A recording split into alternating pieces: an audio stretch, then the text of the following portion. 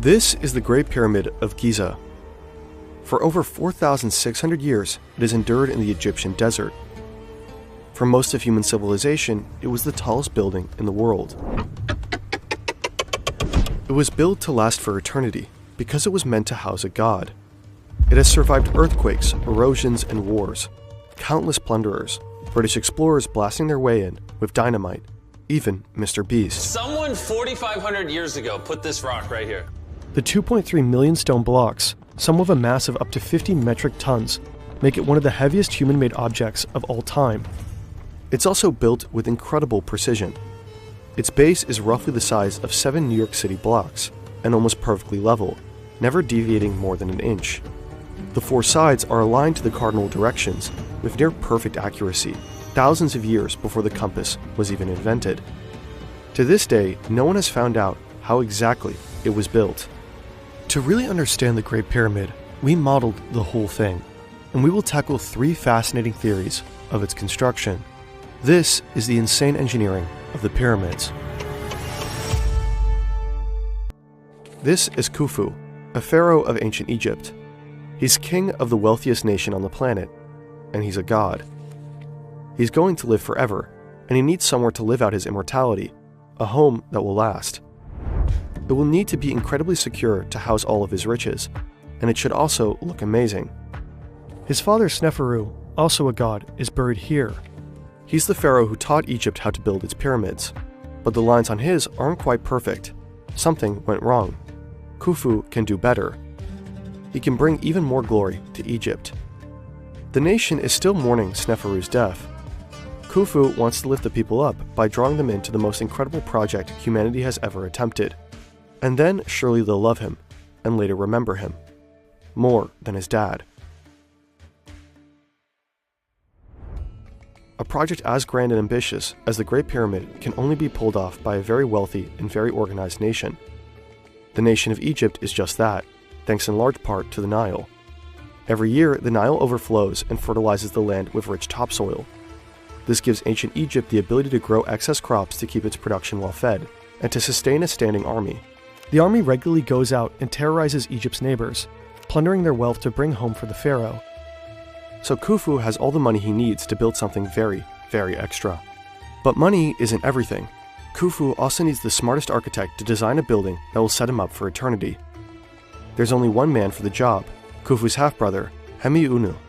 He was born for the role, a once-in-a-generation genius.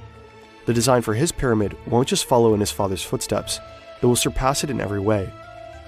He envisions a pyramid far grander, more complex, and more secure than anything built before. A true quantum leap in architectural mastery. Hemiunu plans to build a pyramid primarily out of solid stone. Inside will be 3 burial chambers, with a passageway leading to each. The first is built underground, in case Khufu dies early into the pyramid's construction. The second will be hidden behind a false wall, so nobody can plunder the riches inside. Leading up to the third and highest burial chamber is a majestic corridor with stunningly high corbelled ceilings, the Grand Gallery. The king's chamber will be breathtaking, a chance for Hemiunu to flex. It'll be huge for ancient Egyptian standards.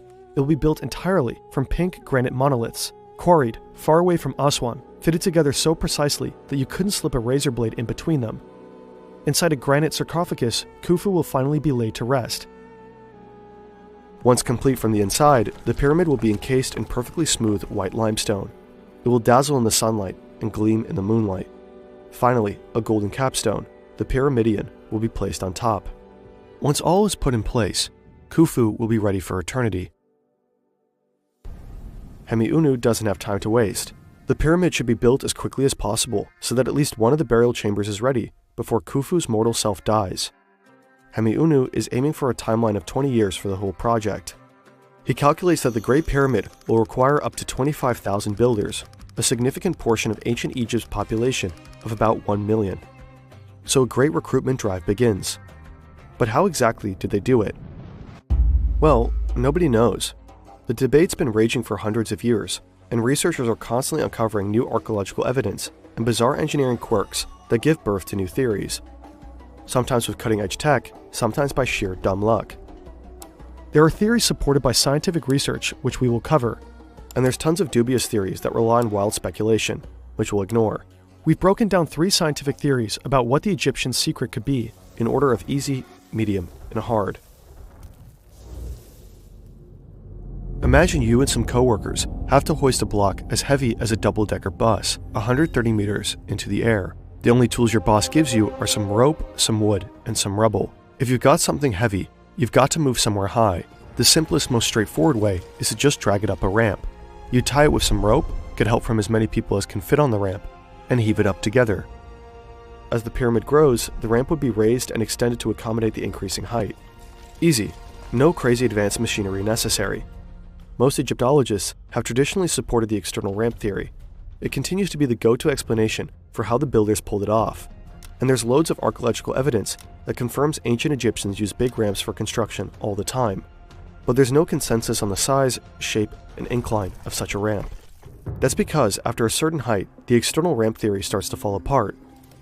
To move a 2-ton block up a slope, you need a team of about 12 workers. And as the pyramid starts to grow, your ramp either needs to become steeper or longer to reach the top. You're going to want that incline to be as gentle as possible, otherwise the job is too intense and workers will start dropping like flies. The remains of the workers suggest most were in decent but not spectacular health. These were everyday people, not super elite athletes. Many died before 40 due to the incredibly hard work. Engineers calculate that 8% is the steepest incline for average workers to complete their task. In consequence, the ramp has to become longer. To build a ramp to the full 147-meter height of the pyramid at a gentle enough incline, this ramp would need to be very, very long, like way more than a kilometer. It'd require a few million tons of material, up to 3 times as much volume as the entire pyramid. Remains of such an enormous ramp haven't been found, and it would take thousands of workers decades just to build it. Decades Khufu doesn't have to spare. There is a way to keep the ramp shorter. You could build a corkscrew ramp that spirals around the sides, like a road winding up a mountain. Every time the pyramid grows, the ramp grows with it, and eventually just becomes part of the pyramid itself. That would be a pretty ingenious way to save up on space and material, and it would explain why we haven't found any remains of a ramp. But it comes with a whole new set of problems. The pyramid's triangular faces need to be accurately maintained at precisely 51.9 degrees from the bottom to the top. Surveyors need to measure the edges constantly to ensure there's no deviation. If you're off by even a few centimeters at the bottom, the top could be off by several meters. Since the spiral ramp blocks your sight, it's almost impossible to ensure that all the lines of the pyramid are actually straight, which would leave you with a crooked pyramid at the end. And as we know, the Great Pyramid is in fact not crooked. This brings us to theory number 2. It's the late 90s. A French engineer, Henri Audin, is watching a documentary about the pyramids. It explains the pyramid construction with the external ramp theory, but Henri is skeptical. To his engineering mind, it just doesn't make sense. He calls up his architect's son, Jean-Pierre Audin, and asks his opinion. Jean-Pierre is intrigued. Without knowing much about ancient Egypt at all, or even visiting the pyramid, he starts puzzling over other ways the blocks could have been lifted. He labors over it obsessively for years, until he's finally ready to share it with Egyptologists. Most of them ignore him. He's an outsider, and it's a field notorious for gatekeeping. A French guy who knows nothing, because there is no evidence. But his theory has since gained traction, because Audin has put himself into the shoes of Emeunu, thinking through every last detail. His theory could even explain how the heaviest granite beams might have been moved without needing to be hauled by 600 workers. Here's a concise version. Emeunu does use an external ramp for the first part of the pyramid, up to around 60 meters. But he doesn't just build a basic ramp made of rubble. No, his ramp is made of limestone. The limestone blocks that will later compose the upper layers of the pyramid. That would explain why we haven't found any remains of a ramp around the pyramid. They're right there in front of us. The short external ramp is used to build the widest, lower levels of the pyramid. It's also used to haul the heavy granite beams that compose the king's chamber. But hundreds of workers hauling a 50-ton block in a small space is logistically challenging. So Audin believes Emeunu used the long 46-meter corridor, the Grand Gallery, as an ingenious counterweight system. It would have been built opposite the external ramp, and its size and slope would be leveraged with counterweights that would assist workers in getting the granite up to the king's chamber. The Grand Gallery is a weird space in the Great Pyramid. It has details that puzzled archaeologists for a long time, like why it's so tall, so narrow, and why it has stone benches running along the inside. Odon believes the Grand Gallery helps move impossibly heavy stones by functioning like a railroad track. The stone benches are actually the rails for carts on wooden rollers. Remember, no wheels. Essentially, a huge granite block at the bottom of the external ramp would be attached with a rope to a trolley car loaded up with heavy blocks at the top of the Grand Gallery. When the trolley car is rolled down the Grand Gallery, the heavy granite block would be pulled up the ramp. There's even evidence of scuffing from the repeated impact of something heavy in the Grand Gallery, so it's a possible explanation of what this unique corridor was used for. Once the heavy granite beams are in place, the external ramp has served its purpose. Now, the pyramid is too tall for it to be practical, so the builders switch things up. They dismantle the external ramp and use its blocks to start building the rest of the pyramid from the inside out, with an internal ramp, kind of like the driveway spiraling up inside a parking garage. This second ramp would have been built from the bottom up, with an incline of about 7%. It would go straight up until it hits one of the pyramid sides, where it would make a sharp left continue up another side at the same incline. The ramp continues zigzagging up the pyramid, with the flights of the ramp getting shorter as the pyramid narrows. From the bottom to the top, the internal ramp is over 1 kilometer long. Moving heavy blocks up an incline is manageable, especially if you're using a sled over smooth limestone. But each time the ramp turns a corner, the workers have the enormously difficult task of pivoting the heavy stones. Odon calculates the ramp had to be less than 3 meters wide, and the workers would have needed somewhere to stand to turn the block. So he proposes that at the end of each flight of the ramp, there must have been a big space left open for the workers to turn the block, possibly with the help of wooden levers or cranes. The empty spaces would also be a nice place for the workers to catch their breath. There's actually evidence of one of these spaces.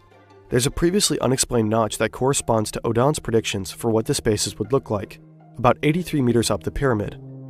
Odon's theories about the Grand Gallery and the internal ramp offer viable solutions to two of the pyramid's biggest mysteries: how 2-ton blocks were lifted so high, and how 50-ton beams were moved without the space for the hundreds of workers needed to haul them. But if he's right, the ramp's design would have been highly complex. Its path would have to be designed with great care to avoid intersecting with any passageways or chambers within the pyramid. Critics of his theory are either unconvinced that its construction is supported by archaeological evidence, or wave off the internal ramp as overcomplicated.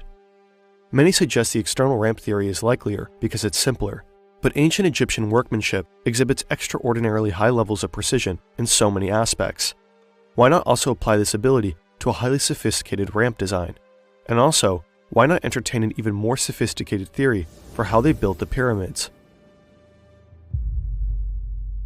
In 2024, a flurry of newspaper articles announced that the mystery of the pyramids was finally solved, thanks to brand new archaeological evidence. As it turns out, the Nile might just be the key to the mystery of how the pyramids were built. Nowadays, the Giza Plateau lies in an arid strip of the Sahara Desert, kilometers away from the lush banks of the Nile.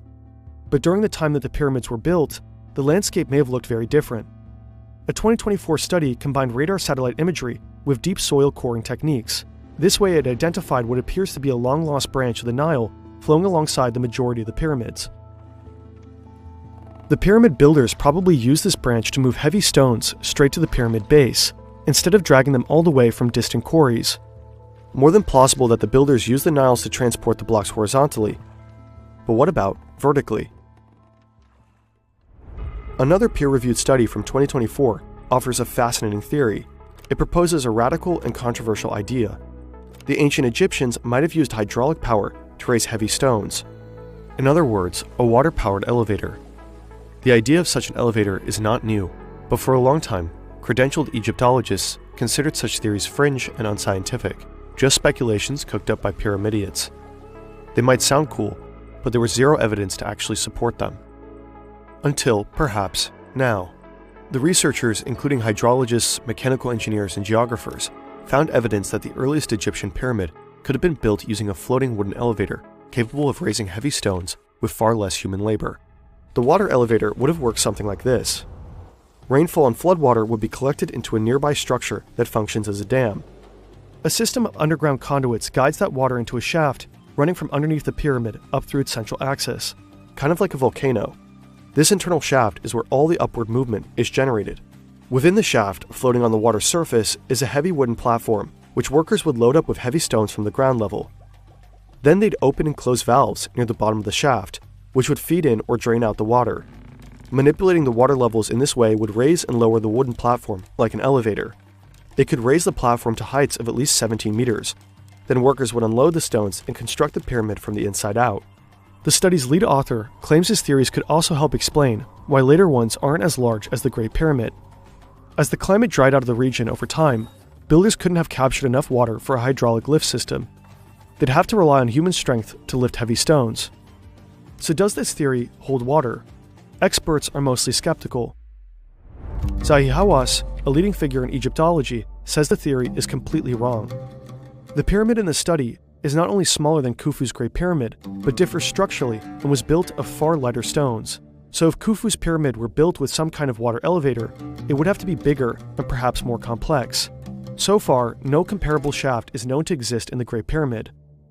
Ramps, however, are found all over archaeological excavations of ancient Egypt, so the most common theories continue to put forward some sort of ramp as the dominant construction model. There are other potentially viable scientific theories that try to solve pieces of this puzzle. One expert we spoke with suggests multiple smaller ramps from all sides to cut down on construction time. But to this day, there is still no generally accepted theory for how they did it. In any case, it's good to be wary of all the claims coming out about finally solving the mystery.